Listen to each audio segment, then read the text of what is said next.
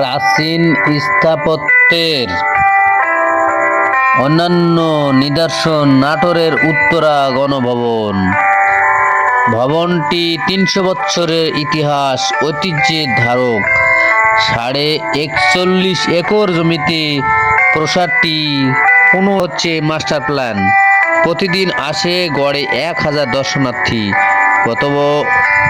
অর্থবর্গত নাটোরের উত্তরা গণভবন প্রাচীন স্থাপত্যকলার এক অনন্য নিদর্শন। অতীতের রাজা ও রাজবংশীদের স্মৃতি, প্রাচীনত্ব আর ইতিহাসের সোনালী দিনগুলোকে ধারণ করে নীরব সাক্ষী হয়ে দাঁড়িয়ে আছে দীঘাপতিয়া রাজবাড়ি। প্রত্নতাত্ত্বিক ঐশ্বর্যমণ্ডিত তিলোত্তমা এই বাড়ি নাটোরকে এই ভবনটি আজও কালের সাক্ষী হয়ে উত্তরা গণভবন নামে পরিচিতি। ভবনটির সামনে এলে সবাইকেই থমকে যেতে হয়। দৃষ্টিনন্দন সাদৃশ্য সিংহ দুয়ার, এর উপরে রয়েছে অতিকায় এক ঘড়ি যা ঘণ্টার ধ্বনি বাজিয়ে আজও সঠিক সময় জানান দিয়ে যাচ্ছে। ঘড়িটি এখনও সঠিকভাবেই সময় দিয়ে যাচ্ছে। ঘড়িটি ইতালি ফ্লোরেন্স থেকে আনা হয়েছিল। আগে এর ঘণ্টার ধ্বনি অনেক দূর থেকে শোনা যেত, এখন এটি শোনা যায় প্রায় ১ মাইল দূর থেকে। চারিদিকে সুউচ্চ প্রাচীর, পরিখার বেষ্টনী, দেশ বিদেশি দুষ্প্রাপ্য বৃক্ষরাজি, ইতালিয়ান গার্ডেনে শ্বেতপাথরের ভাস্কর্য ভীষিত দৃষ্টিনন্দন বিশাল এক প্রাসাদ।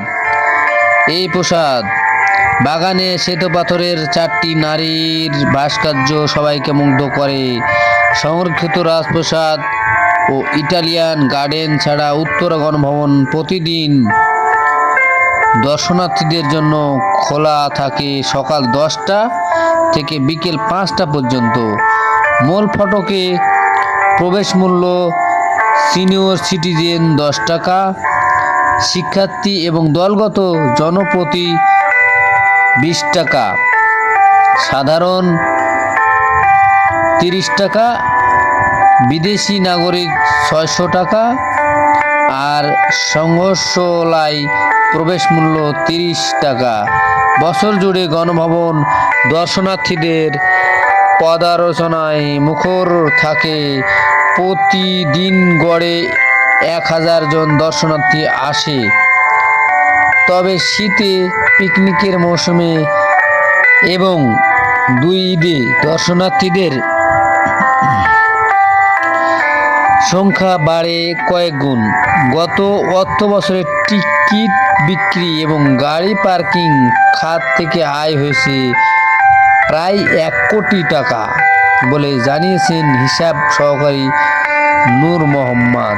জানা যায়, দীঘাপতিয়া রাজবংশের প্রতিষ্ঠাতা ছিলেন নাটোরের রাজা রামজীবন ও রানী ভবানীর বিশ্বস্ত চৌকিশ দেওয়ান দাওরাম রায়। ১৭০৬ সালে রামজীবনের কাছ থেকে দাইরাম দাম এবং দাম রাম রায় নাটোরের দীঘাপতিয়া এলাকায় জমিদারির লাভ করেন। এরপর ২০০ বছরের অধিক সময় ধরে বগুড়া, পাবনা, জামালপুর ও যশোর জেলার অংশবিশেষ কর্তৃত্বের সঙ্গে শাসন করেন এ রাজবংশ। জেলা সদর শহর থেকে প্রায় ২ কিলোমিটার উত্তরে, নাটোর থেকে প্রায় ২ কিলোমিটার বগুড়া মহাসড়কের পাশে রাজা দাইরামরাই দীঘাপতিয়া রাজপ্রাসাদ নির্মাণ করেন। দৃষ্টিনন্দন প্রবেশদ্বার ছাড়াও এখানে রয়েছে মোট 12টি ভবন। তথ্য মতে প্রাচীরের বাইরে ফটকের সম্মুখে রয়েছে 2.89 একর জমি। রাজা প্রমোদানাথ রায়ের সময় 1897 সালে 10 থেকে 12 জুন 3 দিনব্যাপী বঙ্গীয় প্রাদেশিক কংগ্রেসের অধিবেশন নাটোরের ডোমপাড়া মাঠে শুরু হয়। বিশ্বকবি রবীন্দ্রনাথ ঠাকুর সহ অনেক বরেণ্য ব্যক্তি এই অধিবেশনে যোগ দেন। কিন্তু অধিবেশনের শেষ দিন 12 জুন এক ভূমিকম্পে প্রাসাদটি ধ্বংসস্তূপে পরিণত হয়।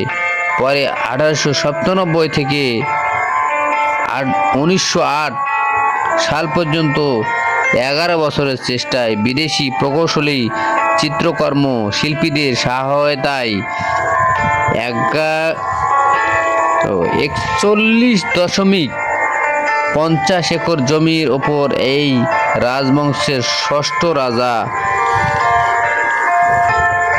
প্রমোদানাথ রায় মোগল পাশ্চাত্য রীতি অনুসারে এটি পুনর্নির্মাণ করেন। 1947 সালে দেশ বিভাগের পর দীঘাপতিয়া রাজা দেশ ত্যাগ করে ভারতে চলে যান। স্বাধীনতার পর 1972 সালের 9 ফেব্রুয়ারি এটিকে গভর্নর হাউস থেকে উত্তরা গণভবন হিসেবে ঘোষণা করা হয়। 2008 সালে দর্শনার্থীদের জন্য খুলে দেওয়া হয়েছে।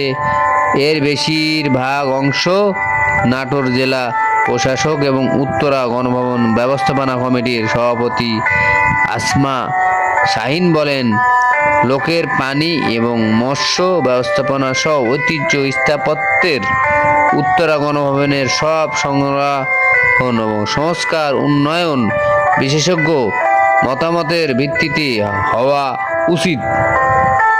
গণপূর্ত বিভাগের তত্ত্বাবধানে এটি মাস্টার প্ল্যান প্রণয়ন করা হচ্ছে।